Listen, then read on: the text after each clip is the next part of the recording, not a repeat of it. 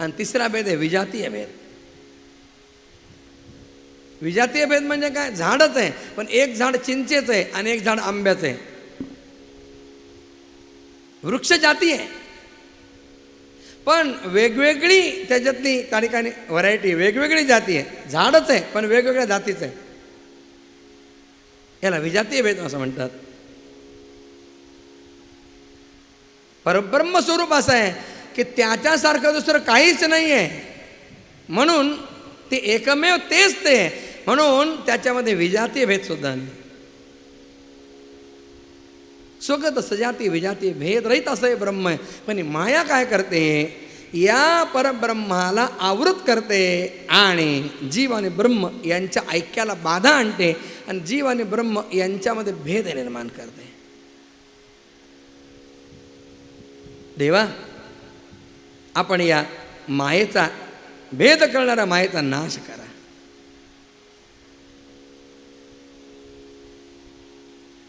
उपनिषदकारांनी म्हटलंय ही माया कशी आहे? या मायेला शेळीचं रूप दिलंय. अजामेकाम लोहित शुक्ल कृष्णाम बभी प्रजानाम. देवा, ही माया कशी आहे? अजा अजा अजा या शब्दाचा अर्थ आहे शेळी पण होतो, आणि अजा म्हणजे जी जन्मली नाही माया, तिला अजा म्हणतात. ही काय करते? बहुरंगी आहे, वेगवेगळी रूप धारण करते. पुष्कळ पिला देणारी आहे, पण ही बहुरंगी असल्यामुळं ही काय करते? लोकांना फसविते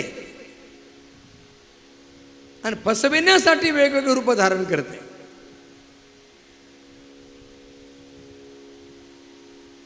नाथ महाराजांनी म्हटलंय ही माया कोल्हाटीन आहे.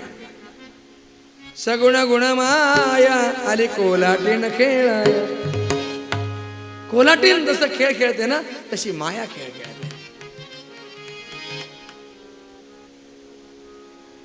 भगवंताची प्राप्ती तेव्हाच होते जेव्हा माया कार्य नष्ट होतं, मायेचा पडदा दूर होतो.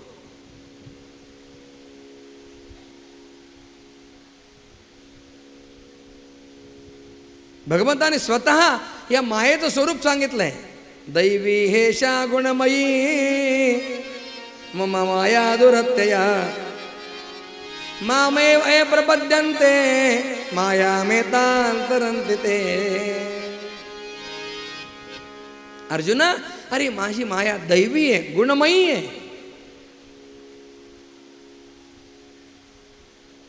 दुरत्यया म्हणजे तरुण जाण्याला अत्यंत कठीण आहे. तेच लोक माया तरुण जातात जे मला शरण येतात. माम एव ये प्रपद्यन्ते एताम मायाम तरंती. ते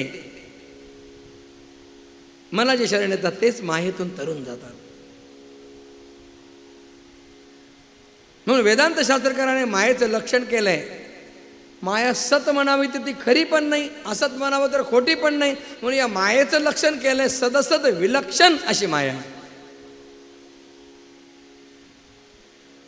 देवा, कधी आपण या मायेच्या द्वारा जगाची उत्पत्ती करून सगुण रूप धारण करता, तर कधी मूळ सच्चिदानंद रूपामध्ये राहता. देवा, आम्ही वेद आपलं असंच वर्णन करतो. देवा, आपण या मायेचा निराश करा. आम्ही जर मायेला जिंकायला गेलो तरी माया आम्हाला हरवेल, आणि म्हणून आम्ही तुम्हाला शरण आलेलो. अग जगदो कसाम मायाम अजाम जही. आपण अखिल शक्ती बोधक आहात. आपण या शक्तीला जागृत करणारे आहात. आपण सगळ्यांना शक्ती देणारे आहात, आणि म्हणून प्रभो, आपण या मायेचा निराश करा. हे पुरुषोत्तमा, हे मायाधिपते, विवेकी लोक सर्व लोकांचं पाप नाहीसं करणाऱ्या तुमच्या कथामृत सागरामध्ये डुंबत राहून सगळ्या प्रकारचे पाप ताप दूर करतात. तर मग हे देवा, ज्यांनी आत्मज्ञानानं अंतःकरणातला विकार आणि काळामुळे उत्पन्न होणारं वार्धक्यादी दोष दूर केलेले आहेत, आणि त्यामुळे जे अखंड आनंद स्वरूप अशा आपल्या परमपदाला प्राप्त झालेले आहेत, त्यांचं पापताप नष्ट होईल यामध्ये शंका काय? यामध्ये नवल काय?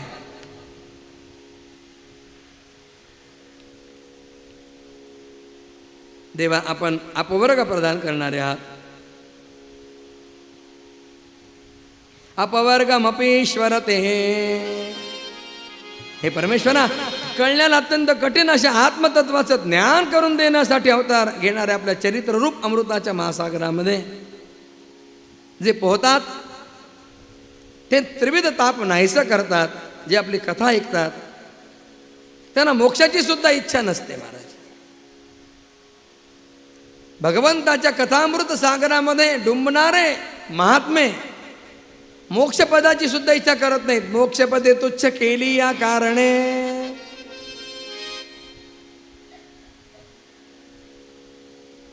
देवा, काही लोक आपल्या चरणकमलांचे हंस बनवून सेवा करणाऱ्या भक्तांच्या सहवासात राहण्यासाठी आपल्या घरादाराचा सुद्धा त्याग करतात. देवा, आपण त्यांना अपवर्ग प्रदान करणारे आहात. अपवर्ग म्हणजे काय? जिथे प वर्ग नाही त्याला अपवर्ग म्हणतात. व्यंजन मालिकेमध्ये क च ट त प हे वर्ग आहेत की नाही? क वर्ग. क वर्ग म्हणजे काय? क ख ग घ ङ. च वर्ग म्हणजे काय? च छ ज ञ.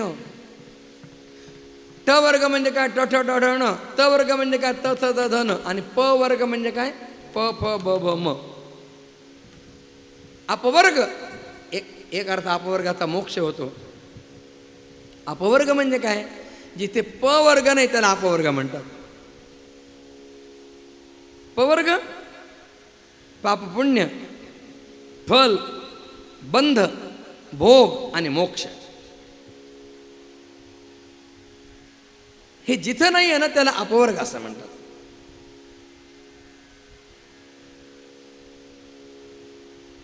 देवा, आपलं स्थान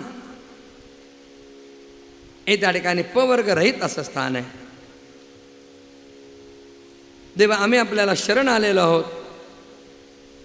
देवा, स्वर्ग इत्यादी लोकांचे अधिपतीच आपला थांग लावू शकले नाहीत, आपला पत्ता लावू शकले नाहीत, तर आपल्याला सुद्धा तो लागला नाही.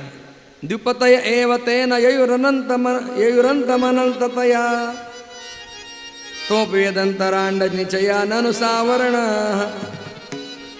खयवरजांसि वान्ति वयसा स यच्छ्रुतयः त्वयि फलं ततन्निरसनेन भवन्निधना. देवा, आपल्याला जर शेवटच नाही तर तो कोण कसा जाणू शकेल? भगवान आदि अंत रहित आहे. जीव हा साधी आणि शांत आहे आणि परमात्मा हा अनादि आणि अनंत आहे. अनादि म्हणजे काय? ज्याचा आदि सांगता येत नाही. आणि अनंत म्हणजे काय? ज्याचा अंत सांगता येत नाही. देवा, ज्याप्रमाणे आकाशामध्ये हवेमुळे धुळीचे अनंत कण उडत असतात, त्याप्रमाणे आपल्यामध्ये कालगतीनुसार उत्तरोत्तर असंख्य ब्रह्मांड एका वेळेला त्या ठिकाणी फिरत असतात. भगवान केवळ एका ब्रह्मांडाचं संयोजन करतो असं नाही आहे. अनंत ब्रह्मांडांचं एका वेळेला तो नियोजन करतो. अहो, आपल्याला आपल्या घरातल्या 4 माणसांच्या संसाराचं नियोजन नीट करता येत नाही. भगवान अनंत ब्रह्मांडाचं नियोजन करतो.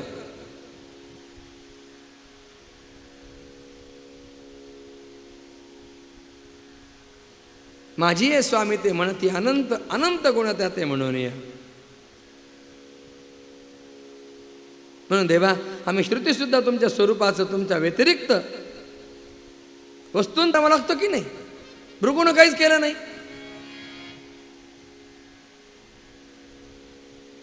ब्रह्मदेव अत्यंत क्रोधायमान झाले.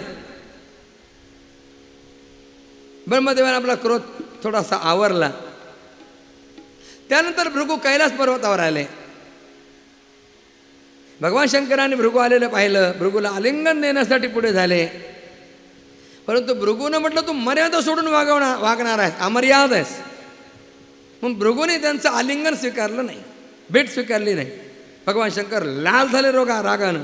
आपलं त्रिशूळ उचलून ते भृगूला मारायला धावले. सतीनं त्यांच्या पायावर लोटांगण घालून त्यांना सांत्वन केलं. त्यानंतर भृगू आता वैकुंठाला आले.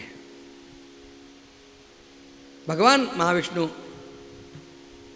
लक्ष्मी देवीच्या मांडीवर आपलं डोकं ठेवून पोहडलेले होते. आणि भृगूने तिथं जाऊन काहीच बोलला नाही. भगवान महाविष्णूंच्या छातीत लाथ मारली. भृगूच्या लाथेच्या लत्ता प्रहारानं भगवान विष्णू एकीकडे पडले, लक्ष्मी एकीकडे पडली. भगवान विष्णू लवकर उठले आणि त्यांनी भृगू मुनींना नमस्कार केला आणि भगवान विष्णूंनी म्हटलं, ब्रह्मन आपलं स्वागत असो, या आसनावर बसून थोडा विश्रांती घ्या. आपण आल्याचं मला माहीतच नव्हतं, म्हणून मी आपलं स्वागत करू शकलो नाही, मला अपराधाची क्षमा करा. भूदेव, आपले चरण अत्यंत कोमल आहे, माझ्या छातीलाच तुमचा पाय लागल्यामुळं माझ्या छातीनं तुमच्या पायाला विकार झाला असेल, तुमचा पाय दुखावला असेल, पण भगवान आपल्या हातानं भृगू ऋषीचा पाय दाबू लागले, चेपू लागले.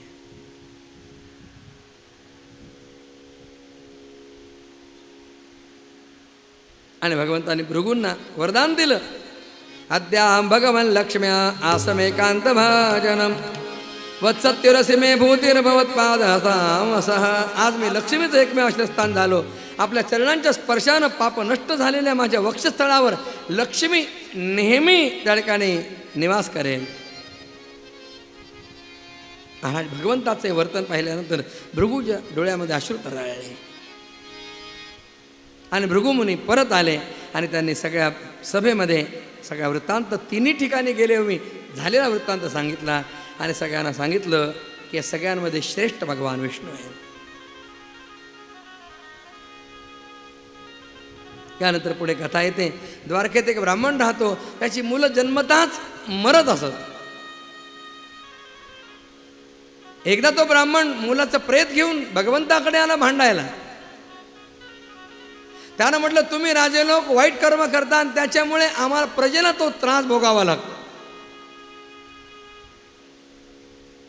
जो राजा हिंसा करण्यात आनंद मानणारा, दुष्ट आणि इंद्रिय न जिंकलेला असा असतो, त्याला राजा म्हणून त्याची सेवा करणारी प्रजा दारिद्र्यात पडून दुःख भोगते.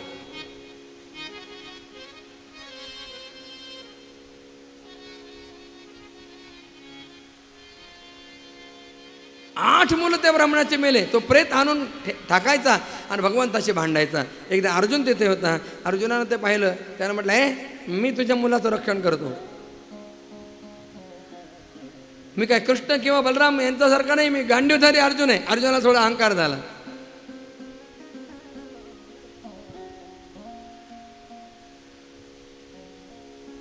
अर्जुनानं म्हटलं, हे बघ ब्राह्मणा, मी जर तुझ्या मुलाचं रक्षण करू शकलो नाही ना, तर मी अग्नीमध्ये प्रवेश करेन.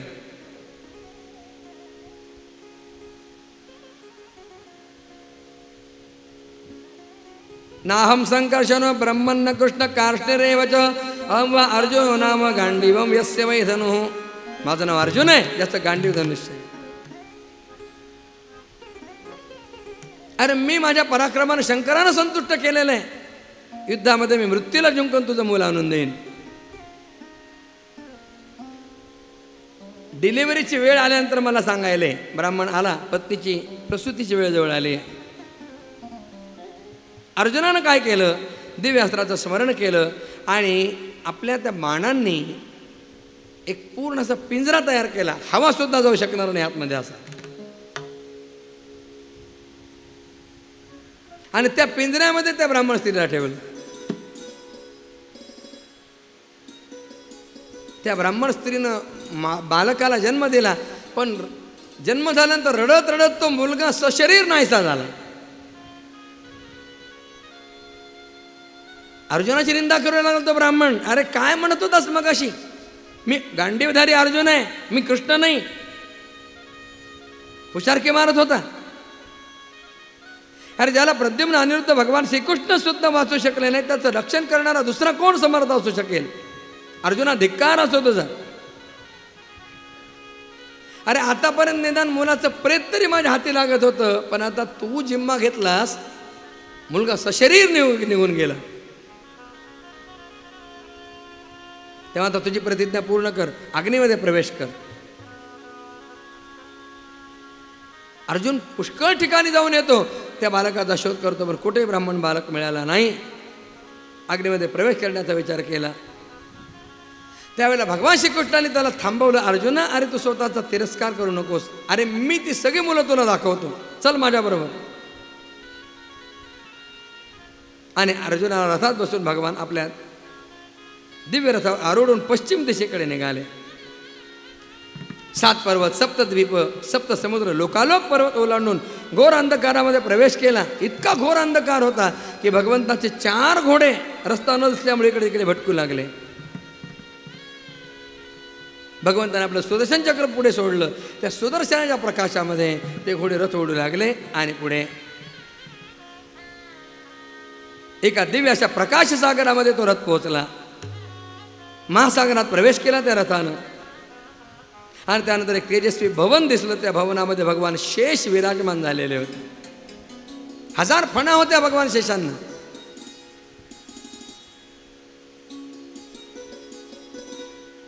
अनेक पार्षद शेषांचे तिथे स्तुती करतायत आणि अनंतरूप अशा त्या शेषाने भगवान श्रीकृष्णाला नमस्कार केला. अर्जुन सुद्धा भयभीत झाला होता त्यांचं रूप पाहून. अर्जुनानं त्यांना नमस्कार केला. दोन्ही हात जोडून ते उभे राहिले.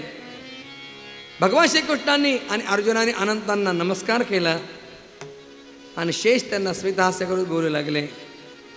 द्विजात्मजा मे यवयोर दिदृक्षुणा मयोपनीता भुवी धर्मगुप्तये. अरे तुम्हा दोघांना पाहण्यासाठी मी ब्राह्मणाची मुलं माझ्याकडे आणली आहेत. धर्माचं रक्षण करण्यासाठी तुम्ही दोघांनी माझ्या कलांचा पृथ्वीवर अवतार घेतला. तुम्ही नर नारायण आहात.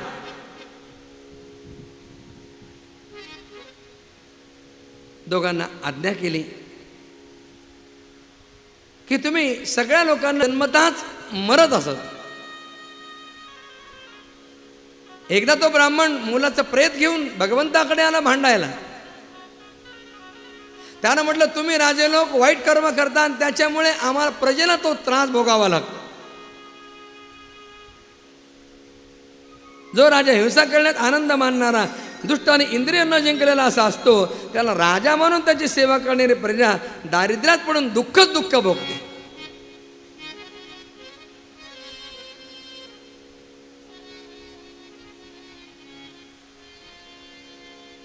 आठ मुलं त्या ब्राह्मणाचे मेले. तो प्रेत आणून टाकायचा आणि भगवंताशी भांडायचा. एकदा अर्जुन तिथे होता. अर्जुनानं ते पाहिलं. त्यानं म्हटलं मी तुझ्या मुलाचं रक्षण करतो.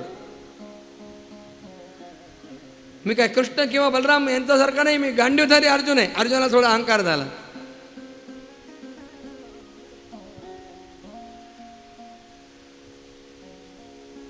अर्जुनानं म्हटलं हे बघ ब्राह्मणा, मी जर तुझ्या मुलाचं रक्षण करू शकलो नाही ना तर मी अग्नीमध्ये प्रवेश करेन.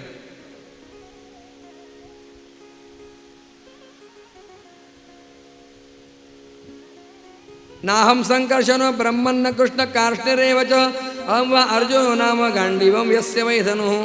माझं नाव अर्जुन आहे, ज्याचं गांडीव धनुष्य आहे. अरे मी माझ्या पराक्रमानं शंकरानं संतुष्ट केलेलं आहे. युद्धामध्ये मी मृत्यूला जिंकून तुझं मूल आणून देईन. डिलिव्हरीची वेळ आल्यानंतर मला सांगायले. ब्राह्मण आला. पत्नीची प्रसूतीची वेळ जवळ आली.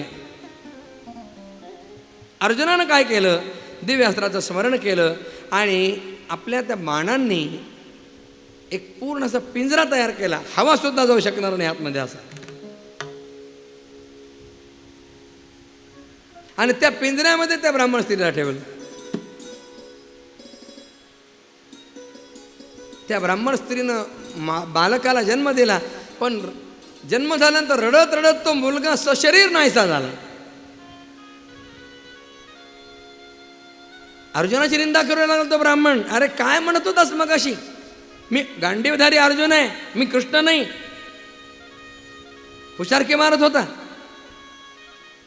अरे ज्याला प्रद्युम्न अनिरुद्ध भगवान श्रीकृष्ण सुद्धा वाचू शकले नाही त्याचं रक्षण करणारा दुसरा कोण समर्थ असू शकेल.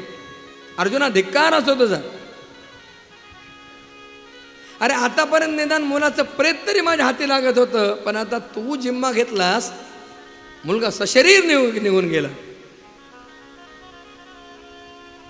तेव्हा आता तुझी प्रतिज्ञा पूर्ण कर, अग्नीमध्ये प्रवेश कर. अर्जुन पुष्कळ ठिकाणी जाऊन येतो, त्या बालकाचा शोध करतो, पण कुठेही ब्राह्मण बालक मिळाला नाही. अग्नीमध्ये प्रवेश करण्याचा विचार केला. त्यावेळेला भगवान श्रीकृष्णाने त्याला थांबवलं. अर्जुना, अरे तू स्वतःचा तिरस्कार करू नकोस. अरे मी ती सगळी मुलं तुला दाखवतो, चल माझ्याबरोबर. आणि अर्जुनाला रथात बसून भगवान आपल्या दिव्य रथावर आरूढून पश्चिम दिशेकडे निघाले. 7 पर्वत, 7 द्वीप, 7 समुद्र, लोकालोक पर्वत ओलांडून घोर अंधकारामध्ये प्रवेश केला. इतका घोर अंधकार होता की भगवंताचे 4 घोडे रस्ता न दिसल्यामुळे इकडे तिकडे भटकू लागले. भगवंताने आपलं सुदर्शन चक्र पुढे सोडलं. त्या सुदर्शनाच्या प्रकाशामध्ये ते घोडे रथ ओढू लागले आणि पुढे एका दिव्य अशा प्रकाश सागरामध्ये तो रथ पोहोचला. महासागरात प्रवेश केला त्या रथानं आणि त्यानंतर एक तेजस्वी भवन दिसलं. त्या भवनामध्ये भगवान शेष विराजमान झालेले होते. 1000 फणा होत्या भगवान शेषांना.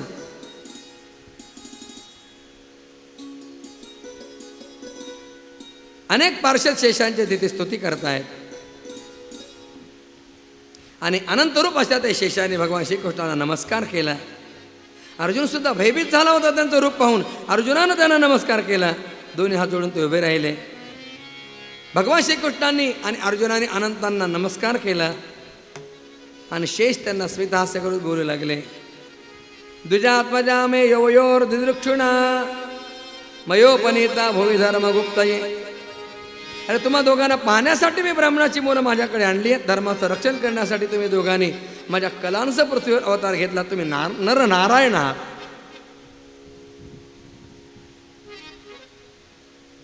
दोघांना आज्ञा केली की तुम्ही सगळ्या लोकांना शिक्षण द्या, लोकशिक्षण द्या, कसं वागावं याचं शिक्षण द्या. त्यानंतर ते 9 ब्राह्मणांची मुलं, 9 मुलं शेषानं भगवान श्रीकृष्णांच्याकडे दिली. भगवान विष्णूंचं परमधाम पाहून अर्जुनाच्या आश्चर्याला सीमा राहिली नाही आणि अर्जुनाच्या मनामध्ये विचार आला की जीव स्वतःच्या सामर्थ्यावर काही करू शकत नाही. यत्किंचित पौरुषम पुंसां मेने कृष्णानुकंपितम. जीवामध्ये जे काही बळ आहे ते सगळं भगवान श्रीकृष्णांच्या कृपेचं फळ आहे. हा त्याला अनुभव आला. राजा रे यानंतर भगवान श्रीकृष्णांच्या स्त्रिया संक्षेपानं भगवंताच्या लीलांचं वर्णन करतात. इथे दशमस्कंद संपतो. 11 स्कंदामध्ये प्रवेश करायचा आहे. आपण भगवंताचं नाम गात गात 11 स्कंदामध्ये या ठिकाणी प्रवेश करूया.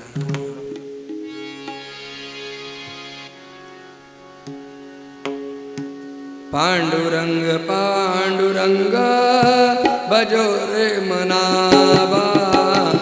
पांडुरंग पांडुरंग भजो रे मना. पांडुरंग पांडुरंग भजो रे मना. पांडुरंग पांडुरंग भजो रे मना. भजो रे मना भजो रे मना. भजो रे मना भजो रे मना.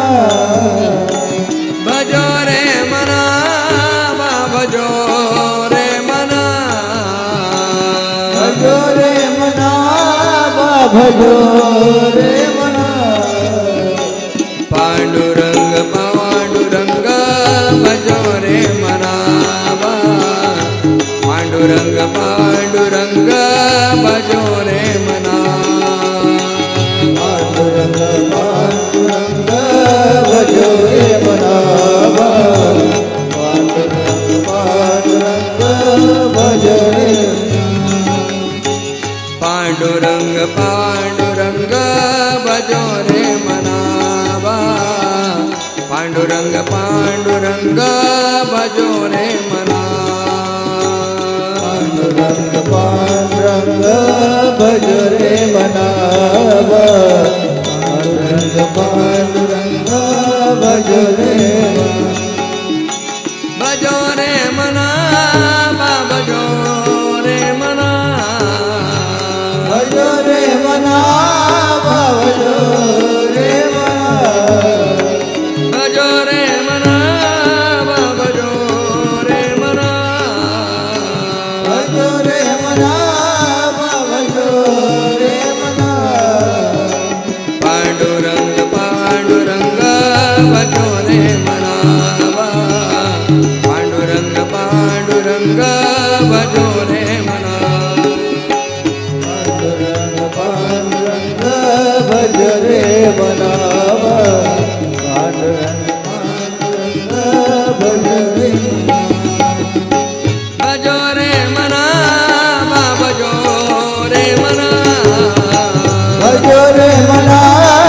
भजो रे मना भजो रे मना भजो रे मना भजो रे मना भजो रे मना पांडुरंग पांडुरंग भजो रे मना पांडुरंग पांडुरंग भजो रे मना पांडुरंग भजो रे मना पांडुरंग पांडुरंग भजो रे मना श्री ब्रह्म चैतन्य भजो रे मनावा श्री ब्रह्म चैतन्य भजो रे मना श्री ब्रह्म चैतन्य भजो रे मना श्री ब्रह्म चैतन्य भजो रे मना श्री ब्रह्म चैतन्य भजो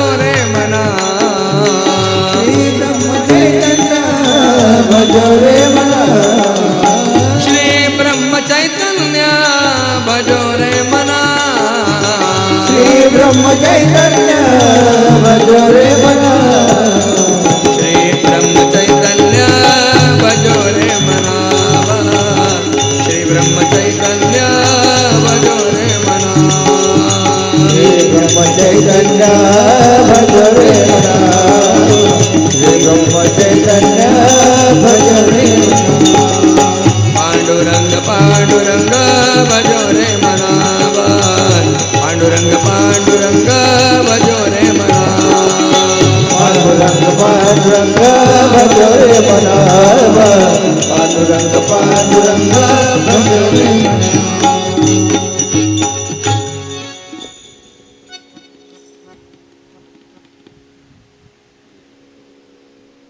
ओम नमो भगवते वासुदेवाय श्रीवादरायणिरुवाच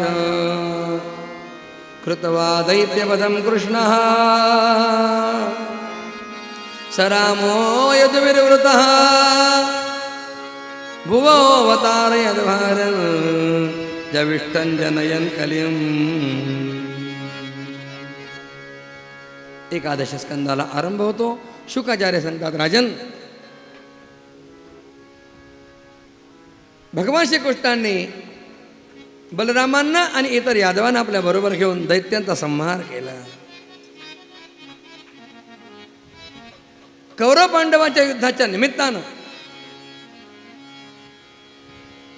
दुष्ट लोकांचा भार दूर केला.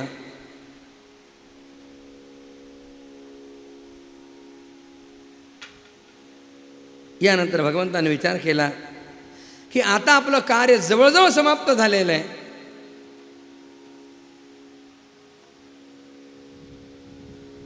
परंतु जोपर्यंत हे यादव कुळ जिवंत आहे तोपर्यंत हा पृथ्वीचा भार पूर्णपणे नाहीसा झाला नाही. यासाठी आपल्या या यदुकुलाचा संहार आपणच त्या ठिकाणी केला पाहिजे.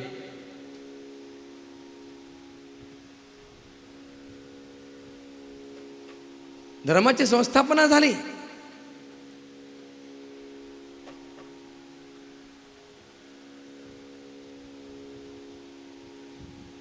दुष्टांचा संहार, साधूंचा परित्राण.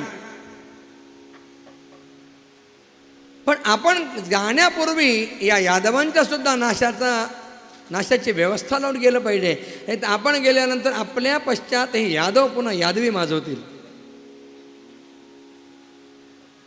बऱ्याच वेळेला काय असतं, साहेब खूप चांगले असतात, पण ते साहेबांच्या आजूबाजूचं जे मंडळ असतं ना ते फार विचित्र असतं महाराज. ते लोकांना त्रास देतं.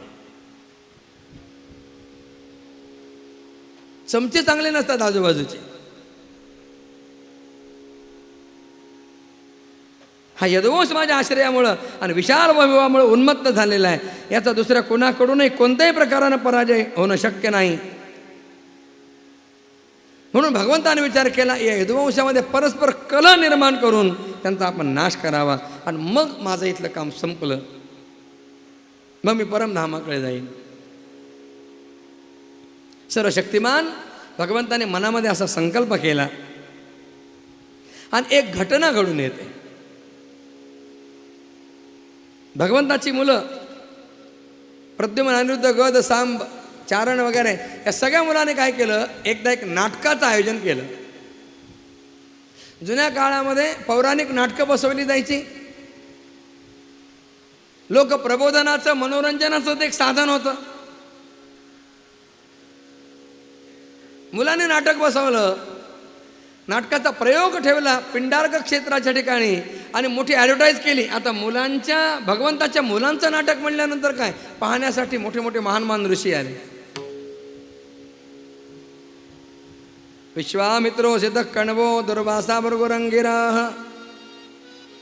कश्यपो वामदेवो त्रिर्वसिष्ठो नारदादय. महान महान ऋषी मुनी सगळे आले. आणि या मुलाने काय केलं, जांबवतीचा पुत्र सांब फार नाजूक होता दिसायला, त्या सांबाला गर्भवती स्त्रीचा वेश दिला आणि मंचावर आणलं. आणि जमलेल्या सगळ्या ऋषीमुनींना ते मुलं उन्मत्तपणाने विचारू लागले, तुम्ही सगळे ऋषीमुनी त्रिकालज्ञ आहात, भूत भविष्य वर्तमान सगळं तुम्हाला कळतं.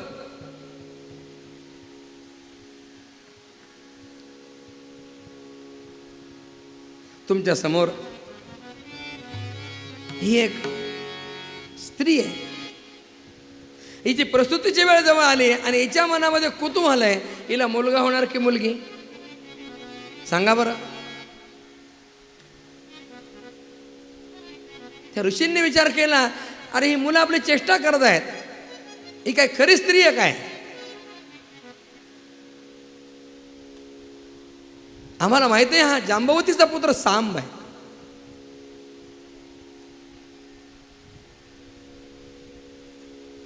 आता ऐका, या स्त्रीला काय होणार आहे. तेव्हा सोनोग्राफी नव्हती आणि नव्हतं तेच बरं होतं.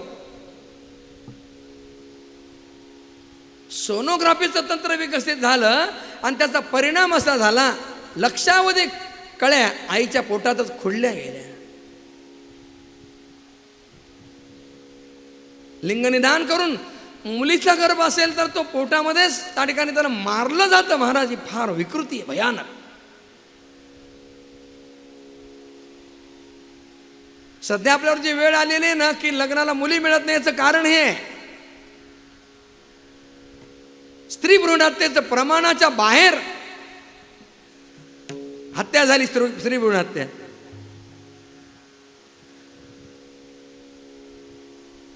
महाराज, एका गर्भाची हत्या करणं म्हणजे ब्रह्महत्या करण्यासारखं आहे.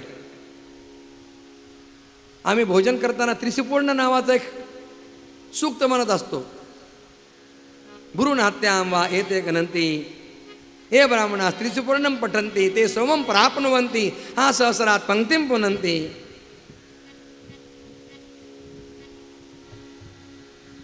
गर्भपात, भ्रूण हत्या हे महापाप आहे. विज्ञानाचा शोध एका बाजूने आपल्याला जरी बरा वाटत असला तरी त्याची दुसरी बाजू फार भयानक असते.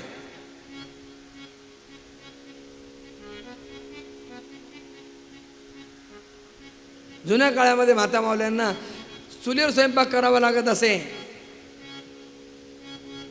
चुलीला फुंकून फुंकून डोळे लाल बुंद होऊन जात असत, खूप त्रास असे. आता सोपं झालं, बटन फिरवलं की लगेच गॅस सुरू, सोपं झालंय. पण मला सांगा, त्याचा जर दुष्परिणाम झाला, गॅस सिलेंडरचा स्फोट जर झाला, काय होईल? कुकर सोपं वाटतं पण त्याचा स्फोट झाला, भयानकता फार आहे महाराज. विज्ञानाचा शोध एका बाजूने जरी आपल्याला बरा वाटत असला तरी दुसरी बाजू त्याची भयानक आहे.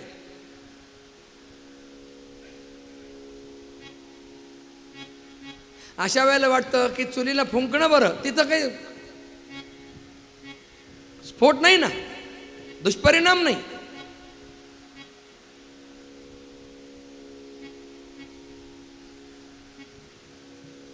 आम्ही शाळेत असताना लहानपणी आम्हाला निबंध लिहायला सांगत असत आणि त्याच्यात विषय दिला जात असे, विज्ञान शाप की वरदान.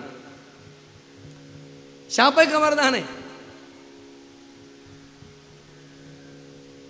परमश्रद्धे स्वामी रामसुखदासजी महाराज यांनी याच्या विरुद्ध अभियान उघडलं होतं. आणि ते नेहमी सांगत असत की ज्या स्त्रीचा वारंवार गर्भपात होतो त्या स्त्रीला कॅन्सरसारख्या आजाराला पुढे सामोरं जावं लागतं.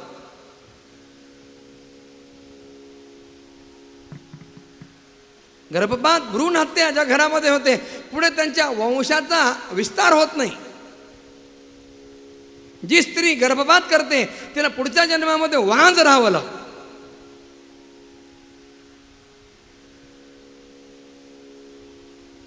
गोस्वामी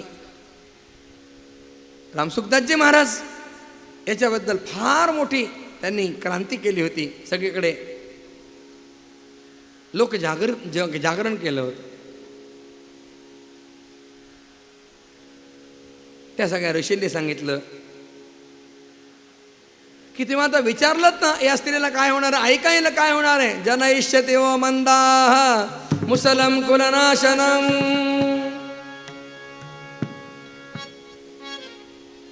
या स्त्रीपासून एक मुसळ उत्पन्न होईल आणि त्या मुसळापासून तुमच्या सगळ्यांचा नाश होईल. सगळं यदुकुल नष्ट होऊन जाईल. मुलं आतमध्ये आली, काहीने म्हटलं अरे छट ही काय खरी स्त्री आहे काय. पण जेव्हा वेश उतरवला तेव्हा एक मुसळ लोखंडाचं निर्माण झालेलं पाहिलं. मग मात्र त्यांचे धाबे दणाणले. ते मुसळ घेऊन उग्रसेनाच्या सभेमध्ये आले. उग्रसेनानं सांगितलं. उग्रसेनानं त्या मुसळाचा बारीक भोगा केला, पीठ केलं आणि एक लोखंडाचा घट्ट तुकडा तो कुठल्या जात नव्हता तो तुकडा आणि ते पीठ समुद्रात टाकून दिलं. तो लोखंडाचा तुकडा एका मासळीनं गिळला आणि तो सगळा चुरा लाटांबरोबर वाहत वाहत समुद्राच्या किनाऱ्यापर्यंत आला आणि थोड्याच दिवसात त्या ठिकाणी एक एरका नावाची विषारी वनस्पती उगवली.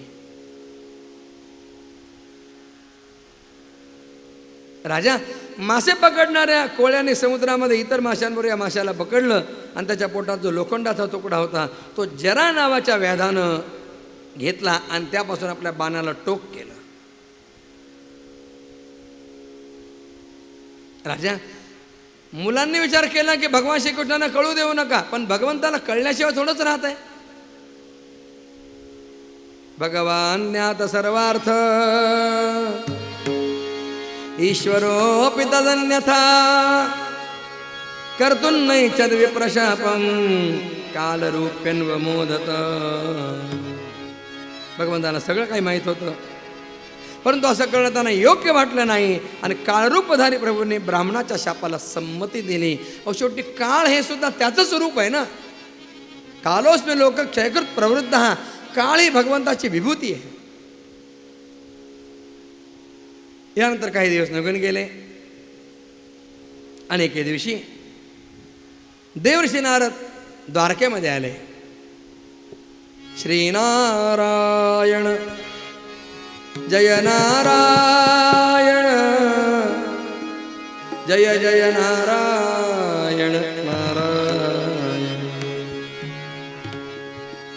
गोविंद भुज गुप्ताया द्वारवत्यां कुरुद्वः अवात्सीन् नारदो भीक्ष्णं कृष्णोपासनलालसः. राजन, द्वारका कशी गोविंद भुजगुप्त आहे. भगवान श्रीकृष्ण स्वतः द्वारकेचं आपल्या बाहूंनी रक्षण करतात आणि इतर स्थानांचं रक्षण आपल्या बाहूतून निर्माण झालेल्या क्षत्रियांच्या पासून करतात, क्षत्रियांच्या द्वारा करतात. राजा, अशा भगवंताच्या प्रिय अशा द्वारकेमध्ये हे बघा, द्वारका हे एकमेव स्थान असं आहे की ते 7 पुऱ्यांमध्ये पण येतं आणि 4 धामामध्ये सुद्धा येतं. अयोध्या मथुरा माया काशी कांची अवंतिका पुरी द्वारावती चैव सप्तैता मोक्षदायिका. 7 मोक्षदायिनी पुऱ्या सांगितल्या. बासुंदी बरोबर खायची पुरी नाही, मोक्षदायिनी सप्तपुऱ्या. द्वारका सप्तपुऱ्यांमध्ये पण आहे आणि 4 धाम आहेत. बद्रीनाथ, जगन्नाथपुरी, द्वारिका आणि रामेश्वर. द्वारका भगवंताची अत्यंत प्रिय आहे. राजा देवशी नारदांचं आगमन झालं. नारद वसुदेवांच्या महालामध्ये गेले. वसुदेवाने विधिपूर्वक पूजा केली आणि वसुदेव बोलू लागले, भगवन भवतो यात्रा स्वस्तये सर्वदेहिनाम कृपणानाम यथा पितरोरुत्तम श्लोक वर्तमानाम. महाराज, ज्याप्रमाणे माता पिता आपल्या पुत्रांच्याकडे त्याच्या कल्याणासाठी येतात, त्याप्रमाणे आपल्यासारख्या साधू संतांचं येणं हे जगताच्या प्राण्यांच्या कल्याणासाठी असतं.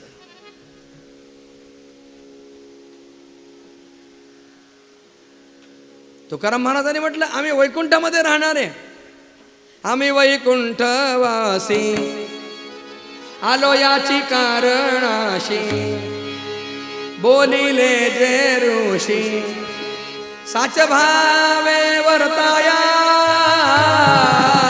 झाडू संतांचे मार्ग आदराणी भरले जग. आम्ही वैकुंठामध्ये राहणार आहे. संत कुठे? महाराज राहतात कुठे? वैकुंठामध्ये. ज्ञानोबरांनी म्हटलंय, आम्ही कुठे राहतो? निरंजनी आम्ही बांधिले घर. निरंजनामध्ये आम्ही राहतो, ज्ञानालोकामध्ये आम्ही राहतो. संत वैकुंठामध्ये राहणार आहेत, परंतु ते भक्तांच्या लोकांच्या उद्धारासाठी म्हणून अवताराला येतात. अवतार तुम्हा धराया कारण उद्धराया जन जळजीव. महाराज, सामान्य मनुष्याचं जीवन सुख आणि दुःख यासाठी असतं, परंतु आपल्यासारख्या महापुरुषांचं जीवन हे केवळ परमात्म सुखासाठी किंवा दुसऱ्यांच्या सुखासाठी असतं. सामान्य मनुष्याच्या जीवनाचा पट हा उभ्या आडव्या सुखदुःखाच्या तंतूंनी विणलेला असतो. एक धागा सुखाचा, 100 धागे दुःखाचे. जर तारी हे वस्त्र माणसा तुझी आयुष्याचे, एक धागा सुखाचा. एक सुखाचा धागा, आडवे दुःखाचे धागे उभ्या आडव्या तंतूंनी मानवी जीवनाचा पट विणलेला आहे.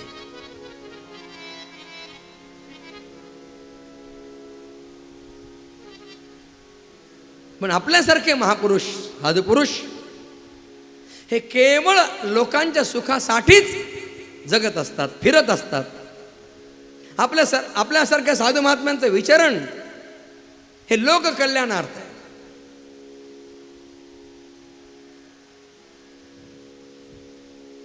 साधू कोणाला म्हणतात? ज्ञानेश्वर महाराज साधूंचं लक्षण सांगतात.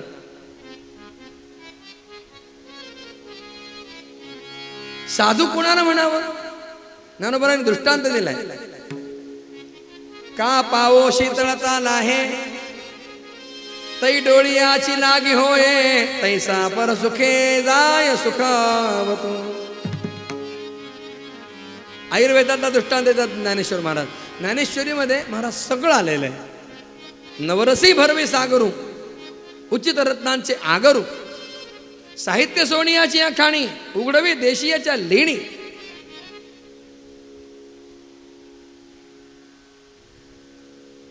गीता अलंकार नाम ज्ञानेश्वरी ब्रह्मानंद लहरी प्रकट केले.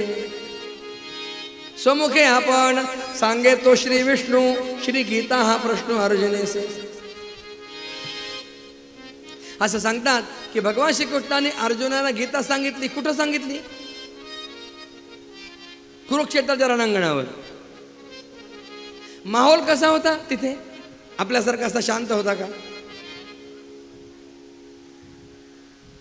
इकडून 11 अक्षविनी सैन्य, इकडून 7 अक्षविनी सैन्य, प्रचंड गदारोळ, आणि या दोघांच्या मधोमध भगवंताने अर्जुनाला गीता सांगितली. कसं सांगितलं असेल देवाने आणि कसं ऐकलं असेल अर्जुनानं?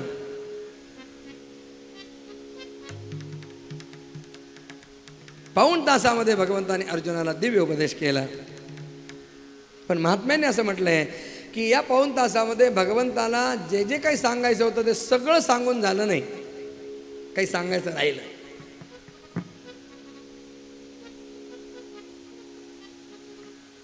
आणि आता त्यावेळेला जे सांगायचं राहिलं त्यातलं राहिलेलं सांगण्यासाठी भगवान श्रीकृष्णांना सुद्धा 5000 वर्षे वाट पाहावी लागली. आणि भगवान श्रीकृष्णांनी ज्ञानेश्वर महाराजांच्या रूपाने अवतार घेतला आणि त्यावेळेला जे सांगायचं राहिलं होतं ते ज्ञानेश्वरीच्या रूपानं भगवंतांनी सांगितलंय.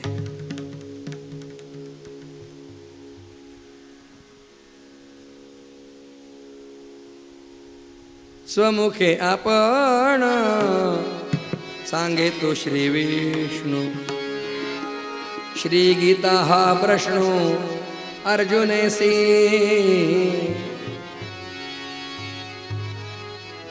ज्ञानोबा म्हणतात बाप बाप ग्रंथ गीता. गीता ग्रंथ सामान्य नाही.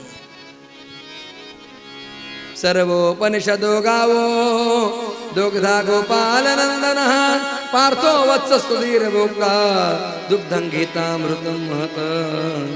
उपनिषद रूपी गायींचं दोहन स्वतः भगवंताने केलं. पार्थ अर्जुन वत्स झाला आणि त्यातून जे दूध मिळालं ते गीता नावाचं दूध मिळालं.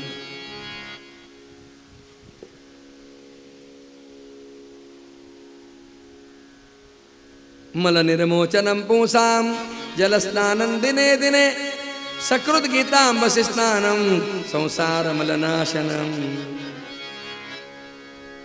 स्नान करावं लागतं आपल्याला रोज अंगावर मळ राहू नये म्हणून. पण एकदा गीता सागरामध्ये गीतेच्या जलामध्ये स्नान केलं ना संसार मलनाशनम संसाराचा मल दूर होतो. गीता सुगीता कर्तव्या किमन्ये शास्त्र विस्तरैः या स्वयं पद्मनाभस्य मुखपद्माद् विनिसृता. पद्मनाभ ज्यांच्या नाभिस्थानाच्या पद्मापासून ब्रह्मदेव निर्माण झाला अशा पद्मनाभ भगवंताच्या मुखपद्मातून गीता निसृत झाली. काय सुंदर उपमा दिली. या स्वयं पद्मनाभस्य मुखपद्मात विनिसृत. अरे वेद तरी भगवंताचे श्वास आहेत परंतु गीता मात्र प्रत्यक्ष भगवंताच्या मुखातून प्रगटलेली आहे. या गीतेवर ज्ञानेश्वर महाराजांनी अप्रतिम टीका लिहिली. ज्ञानेश्वरी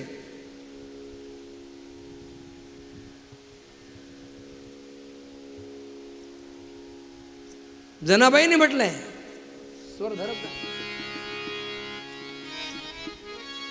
वाचावे ज्ञानेश्वरी वाचावे ज्ञानेश्वरी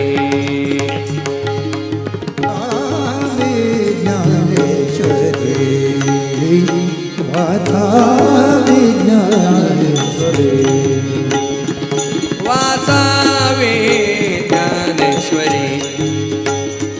डोळा पहावी पंढरी डोळा पहावी पंढरी वाचावे ज्ञानेश्वरी वाचावे ज्ञानेश्वरी. डोळा पहावी पंढरी डोळा पहावी पंढरी वाचावी ज्ञानेश्वरी वाचावी ज्ञानेश्वरी वाचावी ज्ञानेश्वरी. जनाबाईने फार सुंदर वर्णन केलंय.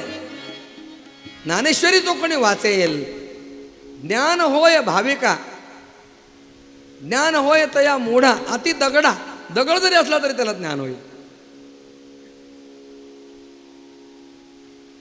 मी हे सांगत होतो ज्ञानेश्वर महाराजांनी ज्ञानेश्वरीमध्ये भगवंताला जे सांगायचं राहिलं होतं ते पुष्कळ भाव व्यक्त केलेत. म्हणून ज्ञानेश्वरीमध्ये गीतेत मूळ गीतेमध्ये असलेले अनेक भाव आलेले.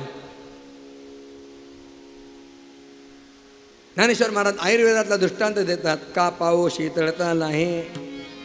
संतांचं लक्षण सांगत असताना ज्ञानोबराय बोलतात डोळ्याची जर आग होत असेल डोळे खूप जळजळ करत असतील तर काय करावं. आयुर्वेद काय सांगतो डोळ्याची मालिश नाही करता येत. ते नाजूक इंद्रिय आहे. डोळ्याची जर आग होत असेल तर आयुर्वेद सांगतो तळपायाला गाईच्या शुद्ध तुपानं मालिश करा. तळपायाला मालिश करा. ऊन लागलं असेल, तळपायाला मालिश केली, तिथं शीतलता मिळाली, आपोआप डोळ्याला शीतलता, डोळ्याची आग शांत होते. कसं कनेक्शन आहे? का पाहो शीतलता लाहे तै डोळियाची लागे होये, तैसा पर सुखे जाय सुखावतो. तसे संत महात्मे दुसऱ्याला सुख दिलं ना, सुख झालं की त्यांना सुख होतं. वैष्णवजन तो तेणे कही येजे, पीड पराई जाने रे. पर दुखे उपकार करे, तोहे मन अभिमान न आणे रे.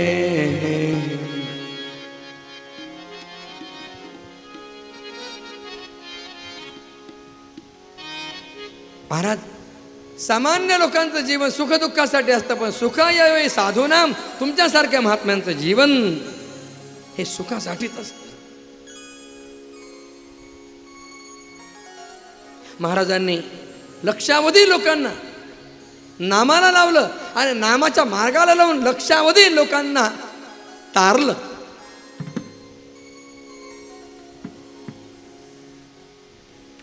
ब्रह्मचैतन्यासारखा आम्ही नाही पाहिला, आम्ही नाही देखील.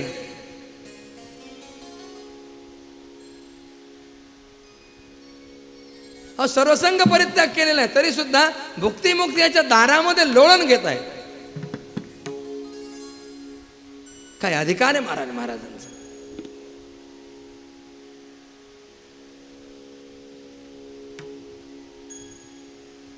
वसुदेवाने म्हटलं, नारदजी,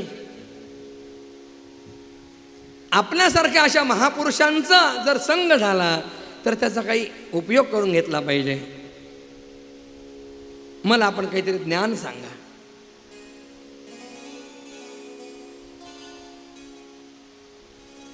नारदाने म्हटलं, आश्चर्य आहे, स्वतः भगवान ज्याच्या घरी पुत्ररूपानं जन्माला आलाय ते तुम्ही मला ज्ञान विचारता.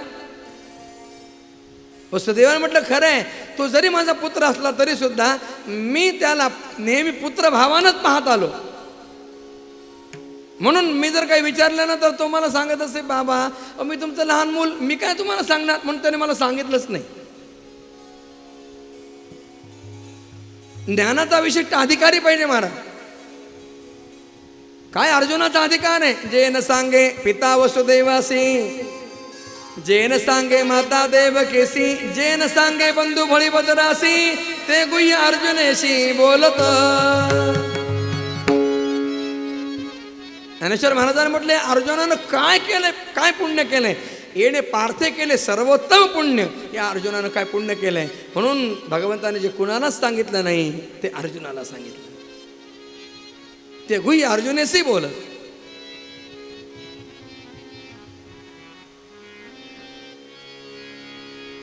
नारदजी, मी आपल्याला शरण आलोय, मला आपण उपदेश करा. नारदांना आनंद झाला. नारदाने म्हटलं, फार सुंदर प्रश्न तुम्ही केलाय. भागवत धर्म जाणून घेण्यासंबंधीचा तुमचा निश्चय अत्यंत चांगला आहे. वसुदेवा, हा श्रेष्ठ भागवत धर्म असा आहे की जो ऐकल्यानं, त्याचा उच्चार केल्यानं किंवा त्याचं स्मरण केल्यानं, त्याचा स्वीकार केल्यामुळे किंवा त्याला मान्यता दिल्यामुळे दुर्जन सुद्धा पवित्र होऊन जातात, असा भागवत धर्म आहे. आज तुम्ही मला माझ्या नारायणांचं स्मरण घडवून दिलं म्हणून तुम्हाला धन्यवाद देतो. धन्यवाद कुणाला द्यावेत? संतांनी उपदेश केलाय, पण संत त्या सगळ्या लोकांना म्हणतात की तुम्ही आम्हाला उपदेश करण्याचा प्रसंग आणला म्हणून धन्यवाद तुम्हाला आहे. मला आनंद होतोय सांगत असताना की आज इतका कथेचा हा रस आपल्याला अनुभवता आला. यासाठी खरंच श्री महाराजांची कृपा आणि महाराजांच्या कृपेनं ब्रह्मचैतन्य सेवा समिती आणि आदरणीय काका यांच्या संयोजनानं हा जो आनंद लुटता आला, याबद्दल मी आपल्या सगळ्यांना, ब्रह्मचैतन्य समितीच्या सदस्यांना, आपल्या सगळ्या नामधारकांना साधुवाद देतो, धन्यवाद देतो. तुमच्यामुळं आम्हाला इतका आनंद लुटता आला. ज्ञानेश्वर महाराज म्हणतात, श्रोते नसतील तर वक्ता कुणाला सांगणार आहे? वक्ता तो वक्ता नव्हे श्रोते नवीन. वसुदेवा, तुम्ही मला माझ्या नारायणाचं स्मरण करून दिलं. मी तुम्हाला इतिहास सांगतो.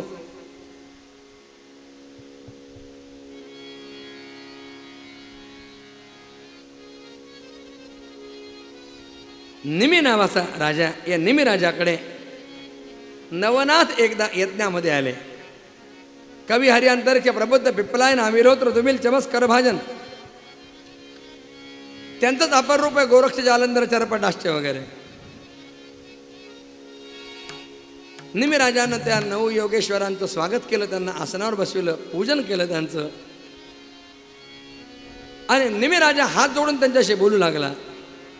मन्ने भगवत साक्षात पार्षदान वो मधुद्विषः विष्णोर्भूतानि लोकानां पावनाय चरन्ति. महाराज, मला असं वाटतं की आपण भगवंताचे पार्षद, लोकांचं कल्याण करण्यासाठी, सगळ्यांना पवित्र करण्यासाठी फिरत आहात. महाराज, या मानवी जीवनाकडे जर पाहिलं तर मानवी जीवन कसं आहे? दुर्लभो मानुषो देहो देहिनां क्षणभंगुरः तत्रापि दुर्लभं मन्ये उत्तम श्लोक दर्शनम वैकुंठ प्रिय दर्शनम. मनुष्य देह अत्यंत दुर्लभ आहे, सहज मिळत नाही. देह दुर्लभ आहे, मनुष्य देह मिळाला. आयुष्य मिळणं अजून दुर्लभ आहे, तो क्षणभंगूर आहे. आणि यातून पुन्हा दुर्लभ आहे आपल्यासारख्या महापुरुषांचं संग होणं, हे अजून दुर्लभ आहे. महापुरुष संश्रया. महाराज, आपण आमच्या कल्याणासाठी ते आला, तेव्हा आपल्याला काहीतरी विचारलं पाहिजे, आपल्याकडून काहीतरी ज्ञान घेतलं पाहिजे. महाराज, आम्ही अधिकारी असलो तर आम्हाला भागवत धर्माचा उपदेश करा. भागवत धर्म म्हणजे काय? भगवंताचा भक्त जो आहे त्याला भागवत म्हणतात. तो जसं वागत असतो, त्याचे जे धर्म आहेत त्याला भागवत धर्म म्हणतात. नारदांना अत्यंत आनंद झाला आणि नारद सांगू लागले. ते नवनाथ आनंदी झाले आणि त्या नवनाथांच्या पैकी कवी नावाचा नाथ राजाला बोलू लागला. मन्ये कुतश्चित भयमच्युतस्य पादाम्बुजोपासनमत्र नित्यम् उद्विग्न बुद्धिरसदात्मभावात् विश्वात्मना यत्र निवर्तते भी. राजन, संसारामध्ये जर पाहिलं ना, सगळीकडे भयच भय. कोणती जागा अशी आहे जिथे भय नाही? भर्तृहरीनाथांनी कुठे कशाचं भय ते वर्णन केलंय. भोगे रोग भयम कुले च्युत भयम वित्ते नृपालात् भयम माने दैन्य भयम क्षमारूप भयम काये कृतांतात भयम. आत्यंतिक विषयांचं सेवन करा, भोगामध्ये रोगाचं भय. जो अतिशय भोगी तो अतिशय रोगी. तीन प्रकार आहेत: भोगी, योगी, रोगी. जो भोगाचा त्याग करतो तो योगी बनतो आणि जो भोगांचा स्वीकार करतो तो रोगी बनतो. भोगे रोग भयम. आपल्या कुळामध्ये एखादा असा कोणी पुरुष जन्माला येईल की तो कुळाची कीर्ती कलंकित करेल. कुळाची च्युती कधी होईल नाही सांगताय. जसा महापुरुष जन्माला येतो ना, तसा एखादा वाईट सुद्धा जन्माला येऊ शकतो, ज्यामुळे सगळी पूर्वजांची कीर्ती नष्ट होऊन जाईल.